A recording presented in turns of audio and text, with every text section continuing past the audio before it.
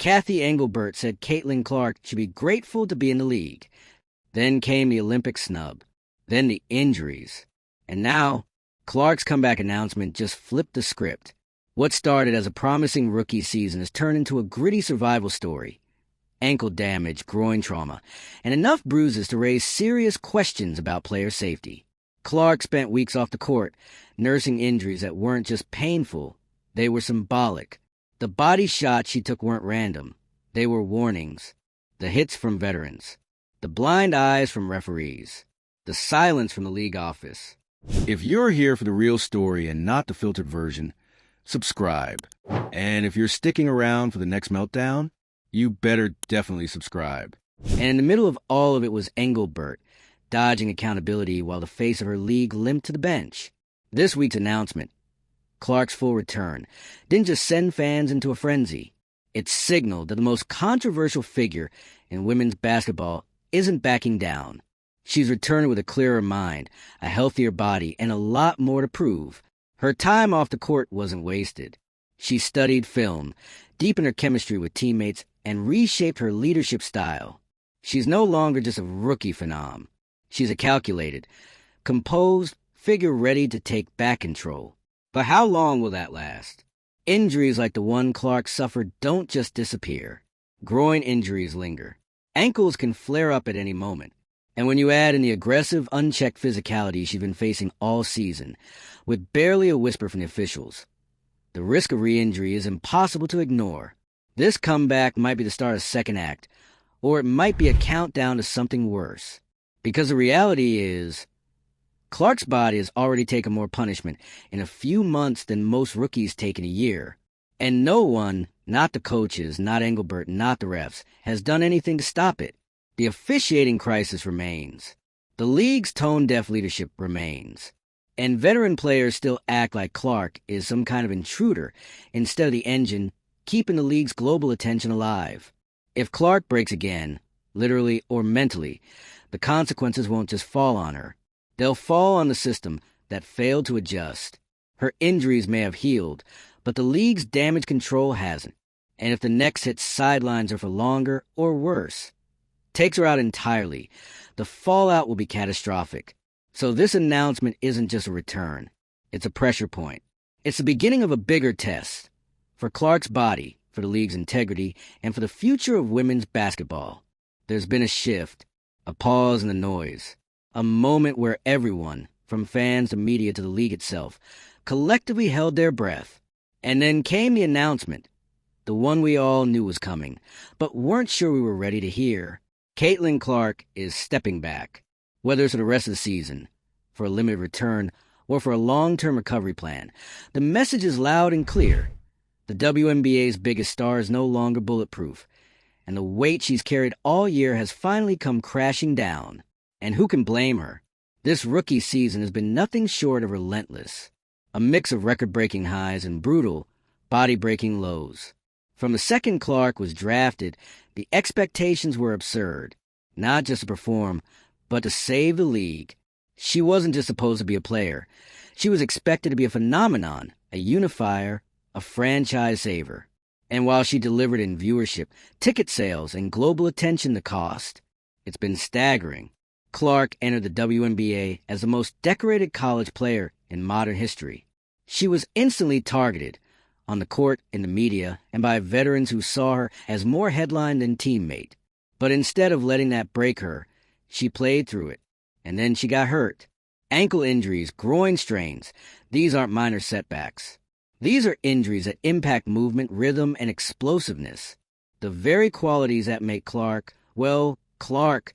For a player who relies on off-the-dribble shooting, fast cuts, and floor vision, those injuries are more than inconvenient. They're career-defining. She pushed through them, but anyone watching closely saw the difference. Less lift on her shot, slower defensive rotations, a visible wince after hard fouls. And those fouls? They kept coming. Aggressive hits, borderline flagrant contact, and a noticeable lack of protection from officials became the norm. Fans were outraged. Analysts called it out. The league said nothing. Until now, this announcement, though not fully detailed, signals something bigger than just Clark's health status. It's a reckoning, a line in the sand, a sign that even the WNBA can no longer pretend everything is fine. Because the truth is, they failed her. They failed to protect her from repeated physical abuse. They failed to speak up when it was clear she was being unfairly targeted. And they failed to recognize that asking a 22-year-old rookie to carry the weight of an entire league while battling injuries, criticism, and locker room tension was a recipe for burnout. Clark's Olympic snub only poured salt on the wound. She was left off the Team USA roster despite being the league's top draw, its most talked-about name, and statistically outperforming some of the very players who made the cut. It was a decision that had less to do with merit and more to do with narrative control, a quiet punishment disguised as development. And once again, Clark stayed silent. No public complaint, no messy interview, just more effort, more minutes, more pressure. But now, that pressure has caught up to her. So what does this announcement really mean for Clark? For her future? For the league? It means we're staring down the reality that this rookie season, this nonstop whirlwind of highs and injuries, might not be sustainable. The groin issue alone is a red flag.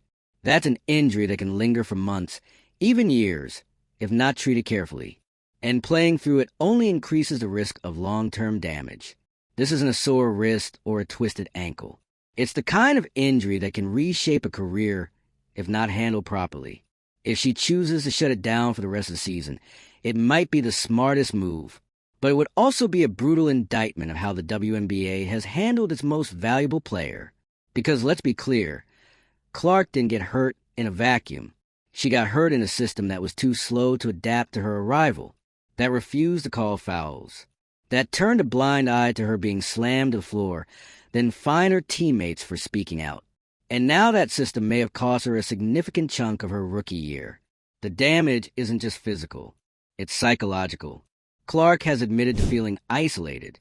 She's hinted at the emotional toll. The nonstop pressure, the lack of support, and the unfair criticism, all while healing in silence, took a toll on her mental health. That's not weakness. That's human. And yet, during her time on the bench, Clark did what leaders do. She watched. She listened. She learned. She studied her teammates, adapted to their styles, and found her voice, not just as a scorer, but as a leader. Her time off the court wasn't wasted.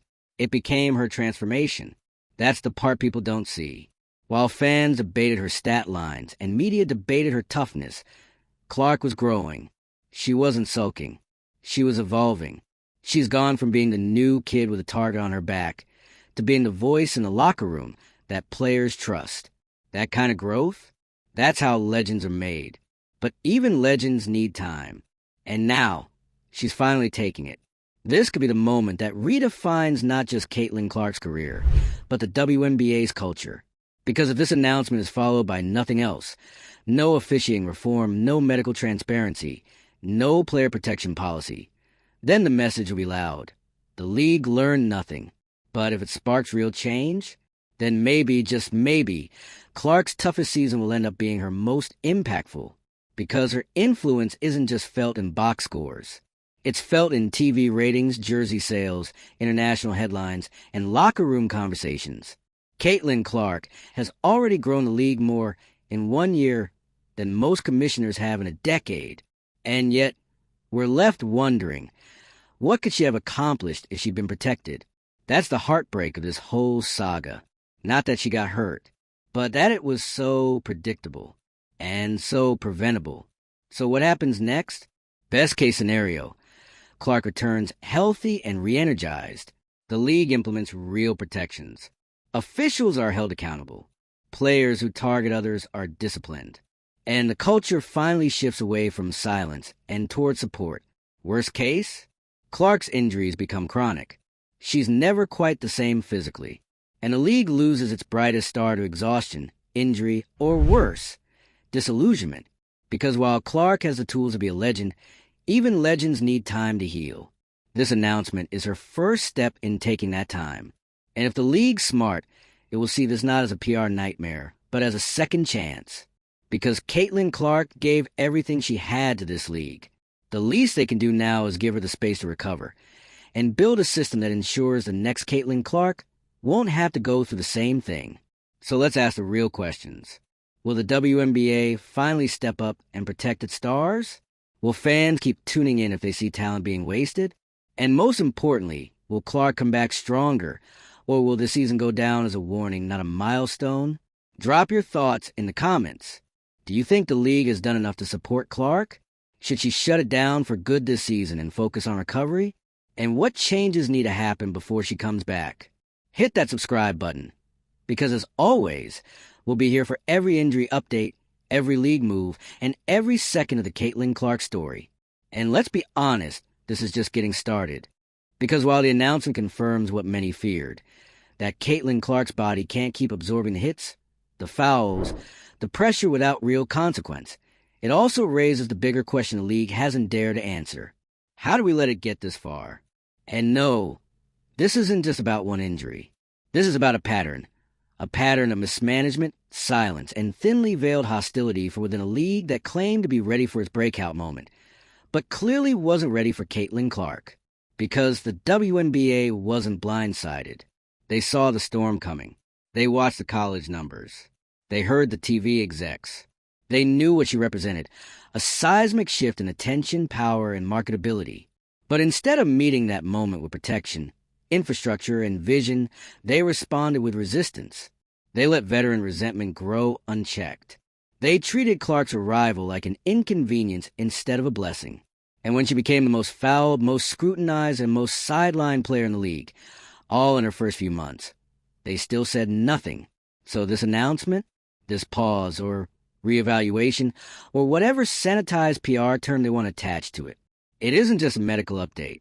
It's the most glaring signal, yet that the system broke her before it could benefit from her.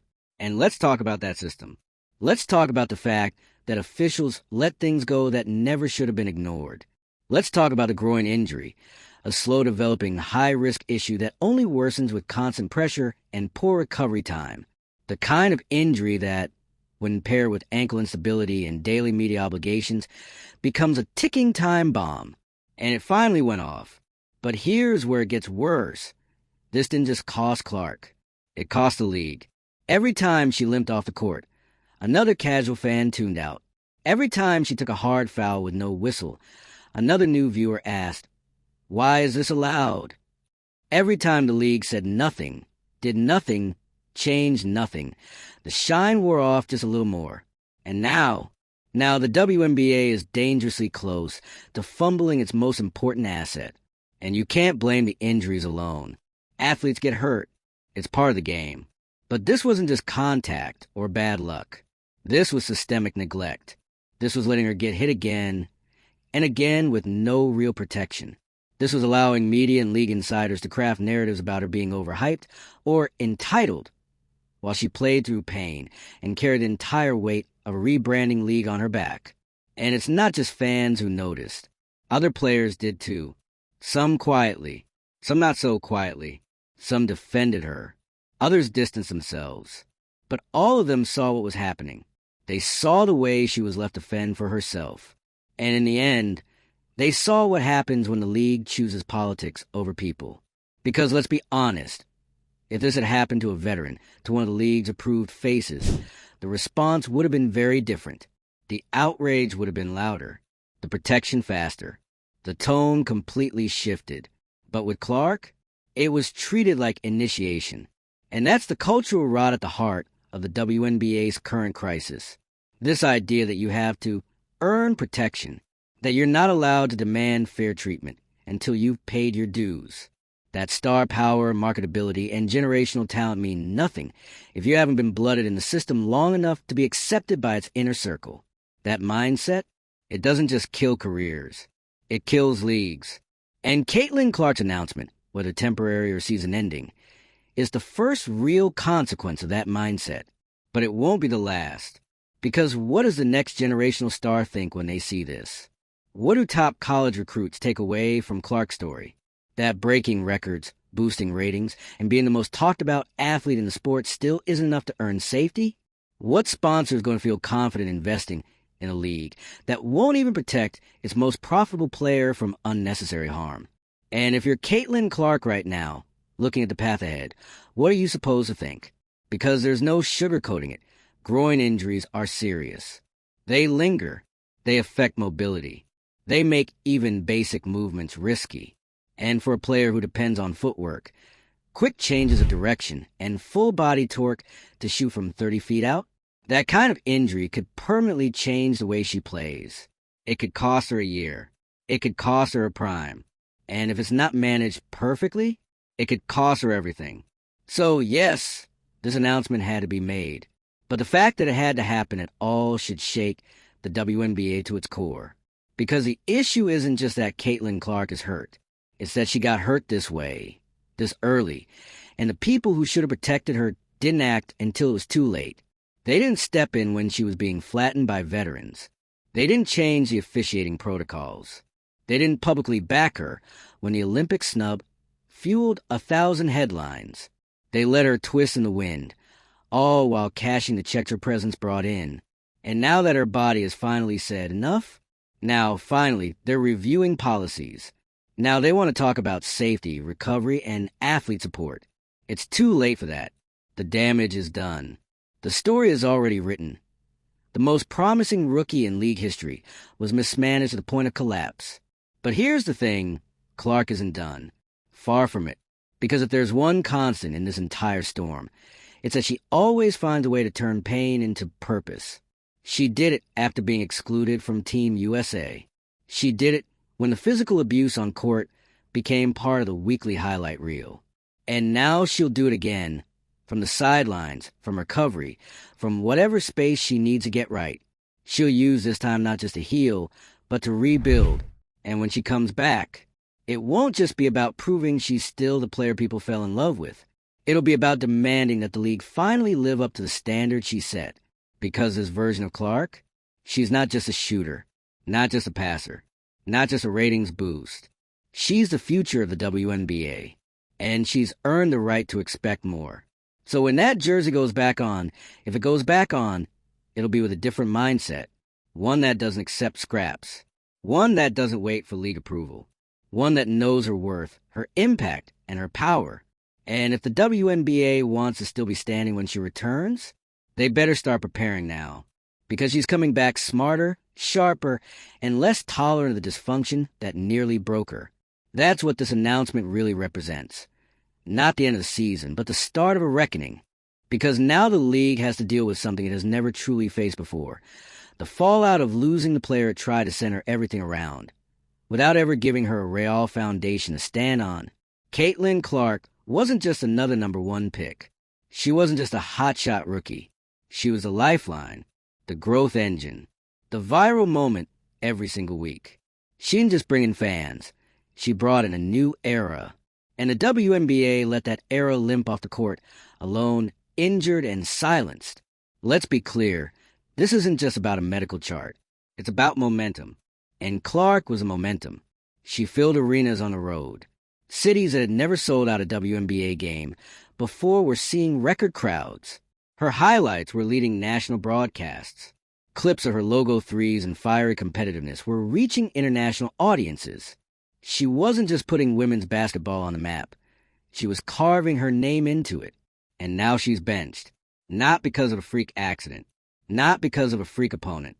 But because the system let her take hit after hit after hit, physically and emotionally, until her body said enough. That's what makes this so damning. Not just that she's injured, but why she's injured. No one stepped in when the fouls started stacking up.